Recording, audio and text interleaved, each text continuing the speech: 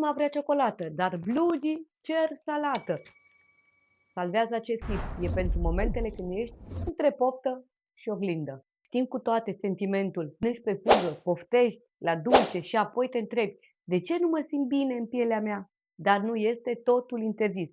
Este despre echilibru. 5 tipsuri care te ajută. Mănâncă ceva hrănitor înainte să apară pofta de dulce. Ai grijă la somn. Dacă dormi puțin, îți crește pofta de zahăr.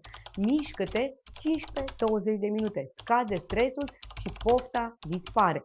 Hidratează-te. De multe ori ne este sete, nu foame.